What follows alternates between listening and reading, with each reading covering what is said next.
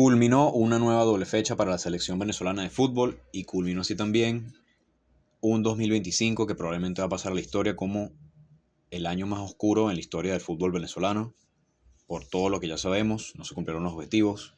Duele no ver a Venezuela en el repechaje, especialmente ya haciéndose oficiales los cruces para los últimos cupos a la Copa del Mundo, donde Venezuela, si hubiera logrado el séptimo puesto, hubiera estado en la final por la posición de su ranking FIFA, pero hay que seguir adelante, hay que pasar la página.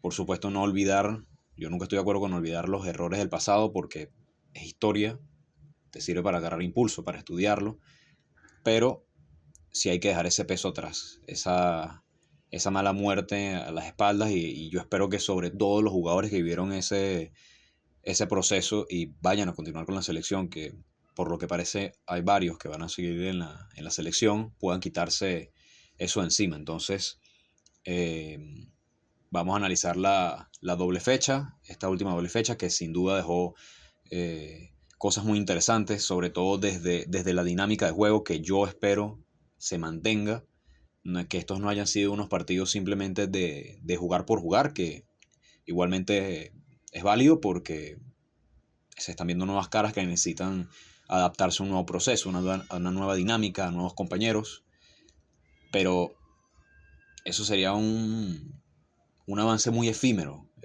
si no es que hay una continuidad en base al juego. Y con eso me refiero a que lo que se haya visto en estos partidos sea una base para el estilo, el perfil del entrenador que se esté buscando para el siguiente proceso mundialista. Entonces, primeramente, hacer un pequeño análisis hombre por hombre de lo que se ha visto aquí, porque hay que aclarar que a mí lo que me dejó esta doble fecha, incluyendo la anterior, es que sí se está construyendo un bloque para el futuro, porque no varió mucho el 11, salvo algunas estructuras, alguna que otra posición. El equipo se mantuvo y sorprende un poquito porque si estás buscando nuevas caras, estás haciendo un proceso de renovación, tú intentas probar la mayor cantidad de jugadores posible quizá. Pero en este caso, además de ello, porque sí se han probado jugadores nuevos y bastantes, eh, el 11 titular se mantuvo como una base. Y partimos primero con José Contreras, que tal como en el partido contra Argentina, fue titular en estos dos partidos ante Australia y Canadá. Eh, no fue tan exigido como lo fue ante Argentina, por supuesto, donde fue sin duda alguna la figura. Pero aquí, por ejemplo, ya hay uno de esos jugadores a los que me refiero que está marcando una base, un precedente. Y es que fue titular en los tres. En el partido contra Canadá lo sustituyeron en el entretiempo, pero en los tres fue titular. Y me llama la atención porque vamos a hablar mucho de la dinámica de juego y ese juego de construcción desde el fondo. Y es que José Contreras es un arquero con muy buen pie. Incluso muchas veces lo vimos, se le vio eh, adelantándose, saliendo del área, formando una línea de tres con los centrales. Eh, Tiene 31 años. Para un portero es una muy buena edad. No sé si por ahora no sabemos mucho de los jugadores que vayan a continuar o no, pero Rafa Romo ya tiene sus 36 años, sigue teniendo grandes actuaciones en Ecuador. Podría seguir, pero el hecho de que esté José Contreras aquí, que tiene un mejor juego de pie y va acorde a lo que se vio en estas dinámicas de juego, creo que te deja en evidencia todo lo que mencioné anteriormente. También la saga de centrales, que en los tres amistosos fue la misma, Nahuel Ferraresi y Teo Quintero, que nuevamente recalco, me parece que plasma la idea de juego que se está queriendo incentivar aquí. Y es que los dos son centrales de muy buen pie, de muy, muy buen pie. Son centrales que te pueden conducir para salir de la presión, que pueden hacer cambios de frente, jugar en largo con el delantero, hacer pases filtrados.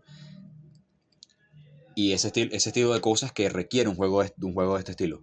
Eh, Nahuel Ferraresi, de verdad yo espero que sea uno de los principales, en parte por jugadores como él, me refiero a lo de quitarse esa muerte encima, por así decirlo, porque eh, fue uno de los que vivió el proceso pasado, tiene ese trauma encima, trauma entre comillas, por así decirlo, y en sí no se ha visto bien. En el partido contra Argentina, la verdad, muy mal. Contra Australia, eh, bastante competente. En sí el equipo no sufrió en demasía.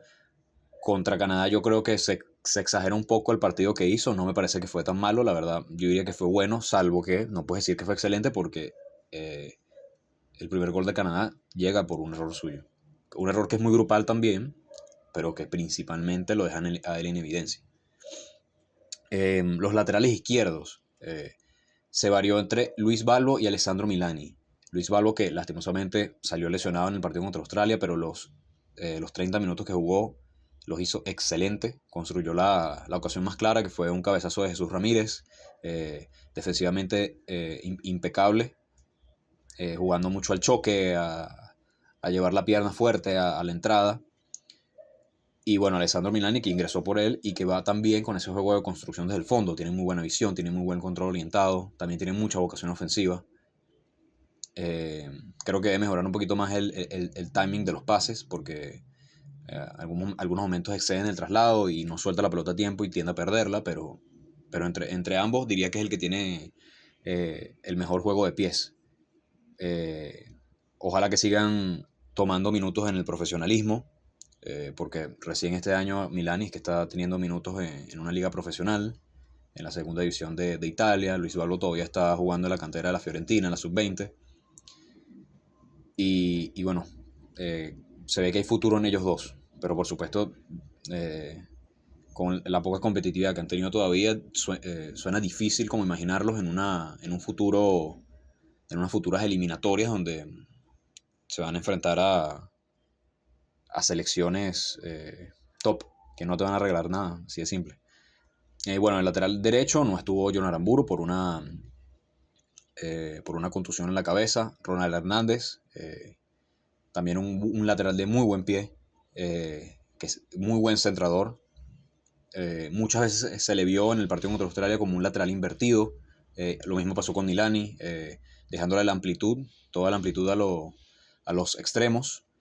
Y bueno, Adrián Coba no me gustó mucho su partido, honestamente. Se le vieron algunas secuencias interesantes, como conducciones largas donde se llevó a varios, pero sí le vi con mucha falta de confianza, sobre todo para mantener esas circulaciones largas. El mediocampo, yo creo que esto ha sido la mejor noticia de todo lo que llevamos en, la, en estos tres amistosos. Cristian Cáceres creo que ha sido el que se ha visto más beneficiado en todo lo que ha sido estos partidos de preparación, porque está jugando mucho a lo que juega en el Toulouse, que es cerca de los primeros pases, teniendo la cancha de frente, no siendo simplemente y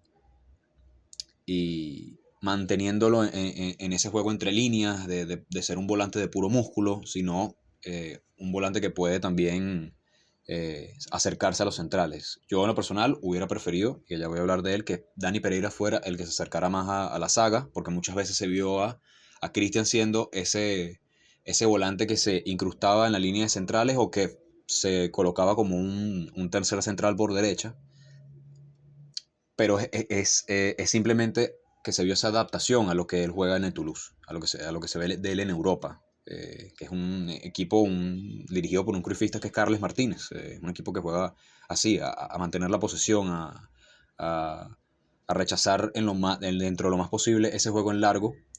Y bueno, Cristian, esto le viene como anillo al dedo, así de simple. No por nada de los tres amistosos, la verdad fue el capitán en dos. Para mí de lo mejor de todos estos partidos de preparación. Me alegra porque es un jugador de los que ha sido más criticado y entiendo el porqué, porque su juego con la selección no ha sido el mejor, la verdad. Aunque honestamente a mí me cuesta encontrar figuras de lo que fue el último ciclo. La verdad, no había mucho que resaltar y así como muchos otros, Cristian fue una de las más grandes víctimas de la precariedad de estilo de lo que fue el ciclo de Fernando Batista. Dani Pereira, un jugador que yo estaba esperando mucho ver en la selección, porque no me parece que tengamos en todo el universo de futbolistas de la selección, al menos a un nivel eliminatorias, un organizador como tal. Pero el que me parece que está más cerca de ejercer ese rol es Dani Pereira. Es un jugador que se le facilita mucho el hacer pases entre línea, a progresar el balón ya sea en corto o jugando en largo, incluso en conducción. Me parece que le faltó, por lo que se vio en estos partidos, un poco de confianza en eso, porque en la MLS lo hace. Incluso en las métricas de progresión del balón es de los mejores en toda la liga, y eso conlleva la conducción, y no lo vi mucho con esa confianza, pero puede hacerlo. Y me parece que, como dije anteriormente, me parece que me ha gustado verlo más cerca de esos primeros pases, cerca de los centrales para iniciar esas transiciones en corto. Pero me parece que fue una de las grandes noticias también de esta doble fecha. En el partido contra Argentina no pudo estar. Y, y a los números me remito, porque fue el jugador con mejor promedio de pase con un 95% de acierto. En la MLS tiene 91%. Eh, entonces, ya te marca como que sus capacidades, porque venimos un proceso también en el que diría que el centrocampismo fue lo más ausente que hubo. Por supuesto, el estilo de juego era de central a delantero, y el mediocampo era un mero trámite. Y no solo un mero trámite, sino que era un desastre en cuanto a roles. Veías a Yangel Herrera, un jugador que no es de generar juego desde el fondo, siendo el que se encargaba de llevar la pelota. O al Brujo Martínez, que tampoco es un volante de ese estilo. Y si revisas los números, no creo que el único mediocampista de los más usados, que digamos que fueron cuatro: Tomás Rincón, Cristian Cáceres, Yangel Herrera y José Martínez, el único que pasó un 80% de eficacia fue, fue Tomás Rincón, el que menos jugó. Entonces, ver un volante, nuevamente, por supuesto, estos no son partidos que te, te vayan a hacer quizás un espejismo muy grande de lo que vaya a ser un rival sudamericano promedio, a pesar de que los dos son selecciones mundialistas, pero que están en una preparación en vía al mundial. Pero igual hay que resaltar este tipo de cosas porque vale la pena. Telasco Segovia, otro jugador sumamente favorecido por este estilo. Incluso él mismo lo ha dicho en la zona mixta, de que el cuerpo técnico le ha dicho que tenga confianza con la pelota, que no tenga miedo a ser creativo. Y eso fue lo que, digamos que el destello más grande que dejó en esta doble fecha, su creatividad. Es un jugador enlace que se complementa muy bien con sus compañeros. Eh, Quizás en el partido contra Canadá, que es su desventaja, que es que le costó mucho el roce físico que ofrecen los canadienses, y muchas veces incluso recibía con dos o tres jugadores encima, entonces perdió muchas pelotas. Pero un jugador, yo no diría que en el cual basarse en su juego. No me parece que Venezuela tenga un jugador de esas características que tú digas, eh, el equipo tiene que jugar para él, pero sí tiene que ser un jugador al que buscar, me parece. Eh, Nuevamente, si este va a ser un equipo base para lo que vamos a ver en el futuro, con más razón Telasco Segovia tiene que tener mucho protagonismo, tal como se le vio en esta doble fecha. Los extremos Gleiker Mendoza y Ender Echenique. Aquí también parece que hay una intención clara, si bien no son jugadores tanto de sociedades, eh, sí lo son de transiciones. La ayuda que le dan a los laterales es fundamental. La velocidad que tienen, la gambeta, fue mucha de la exposición que dejaron en estos partidos, y de las capacidades que tienen, en especial nuevamente, un ciclo donde vimos que, sobre todo por la banda izquierda, el lateral se veía muy expuesto, siempre con desventaja numérica. Laker no permite este tipo de ocasiones. Es un jugador muy, muy, muy luchador, que, que va a la ayuda del lateral, que hace su ida y vuelta, que tiene una buena condición aeróbica, lo mismo con Ender Echenique, y me alegra de verdad verlos en esta dinámica, que no han desentonado. No me parece que desentonaron en cuanto a este juego de pases, de transiciones. Por supuesto, hay otros jugadores en el universo de la selección que pueden como que ir más en cuanto a ese tono, en cuanto a lo que son las circulaciones, pero eh, la intención que hay con ese despliegue físico de Glaker y Ender, de verdad que muy feliz por ello. Y por último, en cuanto a los titulares, Jesús Ramírez. Otra, me parece que fue de las notas altas en la doble fecha.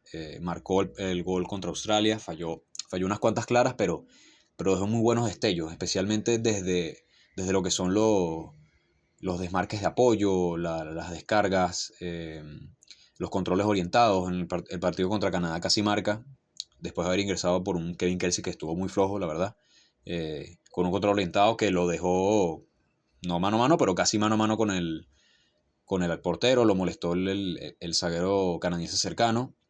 Después en el rebote pudo cabecear y la pelota pegó en el palo y la verdad que cambió bastante la dinámica del partido porque Kevin Kelsey le costó demasiado, le costó mucho en los minutos que jugó el poder entenderse con sus compañeros, encontrar receptores cercanos y apenas entró Jesús Ramírez como que se vio todo ese juego mucho mejor. Otros jugadores a mencionar, David Martínez, de verdad que me decepcionó bastante en la doble fecha, sobre todo por esa tontería, porque no hay otra manera de decirlo, creo que la manera más suave de hacer mención a ello, que fue la roja contra Canadá.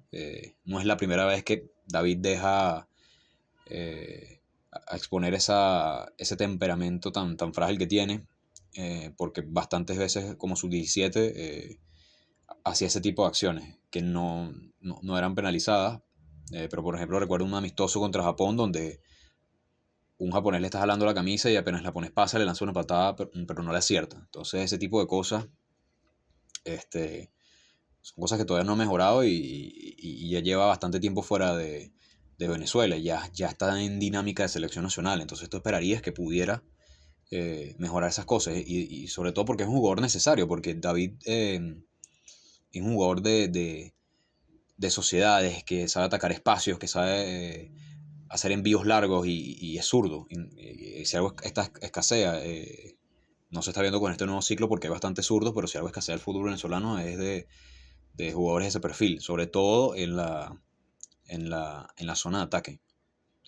Entonces, bueno, ya hablando de la dinámica de juego, bueno, un poquito parafraseando lo que ya se ha mencionado, se nota que hay una intención de jugar desde el fondo, de sacar en corto con el arquero, de no tener miedo a jugar con el arquero, de no tener miedo a pasear la pelota por el área.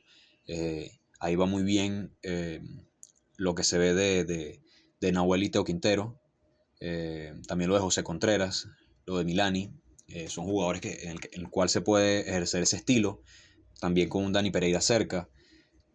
Y las métricas lo marcan y la verdad son, por supuesto, todo esto tiene que ser con el fin de el gol, de ejercer el gol. Por ejemplo, a la selección le costó bastante encontrar vía al arco a pesar de haber tenido un 63% de posesión en promedio de los dos partidos, que contrasta demasiado con el 39.3% que se tuvo durante las eliminatorias.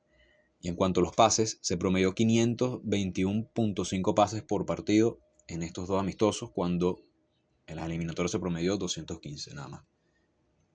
Es un subidón en cuanto a la dinámica con balón se refiere. Ya mencioné las palabras de Telasco. Cristian también ha hecho mención a esto y prácticamente sus palabras son de cautivación. Entonces,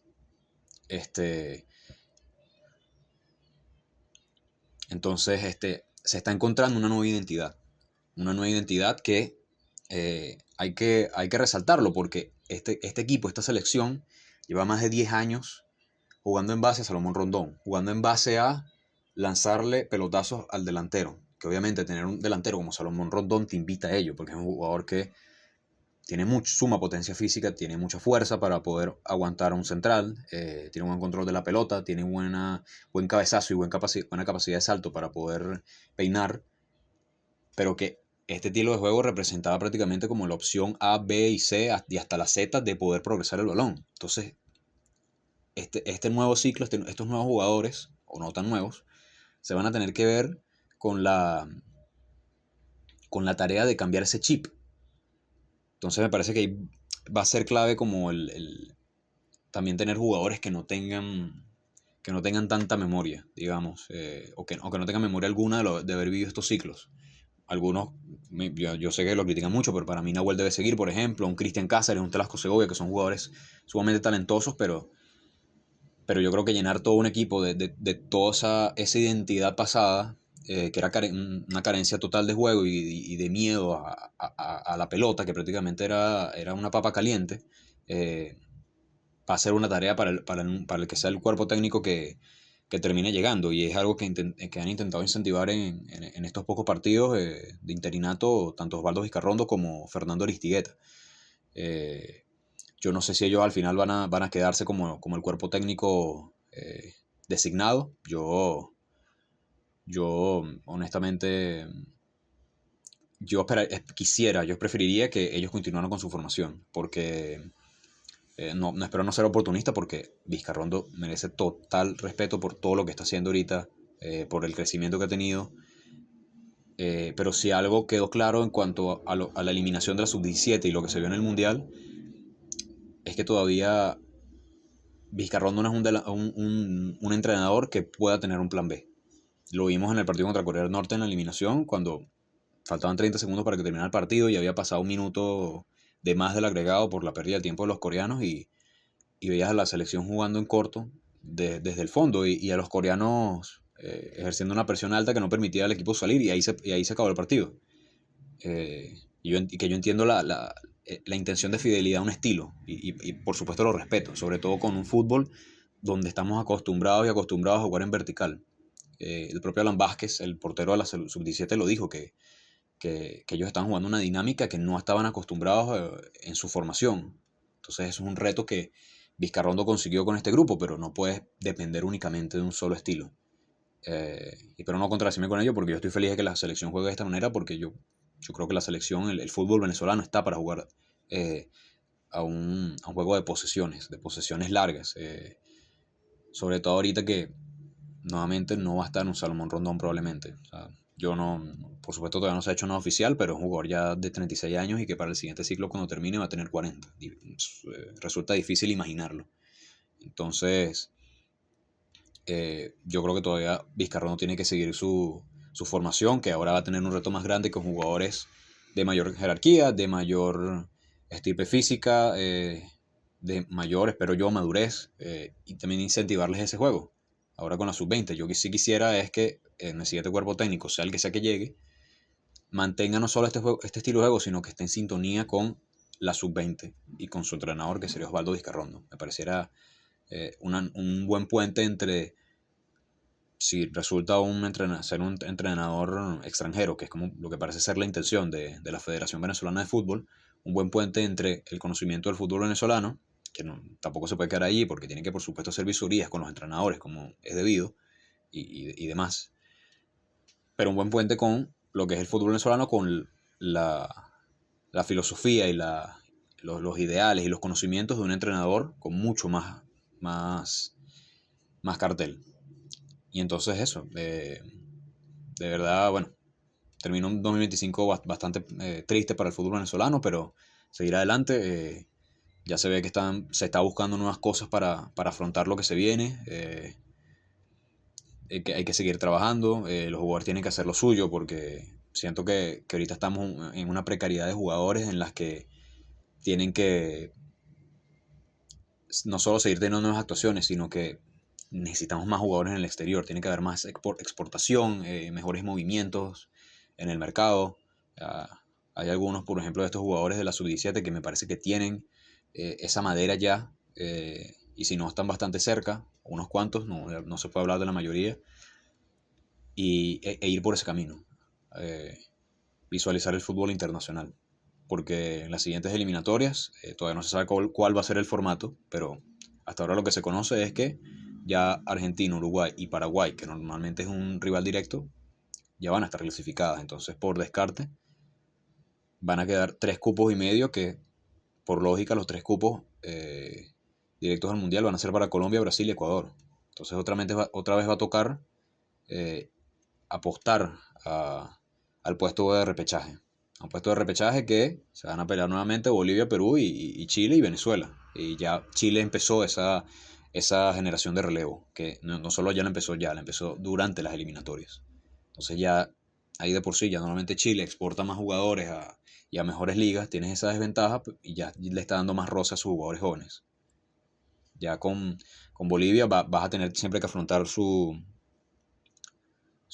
clima, su, su ambiente y su búnker, que es el alto, y parece que no se les va a impedir esa condición, y bueno, Perú, digamos que es la que más ha tenido problemas con esa generación de relevo, pero también se rumora que quieren cambiar del estadio que tienen en Lima a que su sede sea en el Cusco, que está a más de 3.000 metros de altura. Entonces, tienes que preparar el equipo para eso. Tienes el tiempo, eh, tienes la visualización de un próximo ciclo, no de un mundial. Por supuesto, no es algo que celebrar, porque obviamente el objetivo era el mundial, pero está esa ventaja de que estás visualizando a, a- a un proceso, un torneo de clasificación que va a venir en más de un año.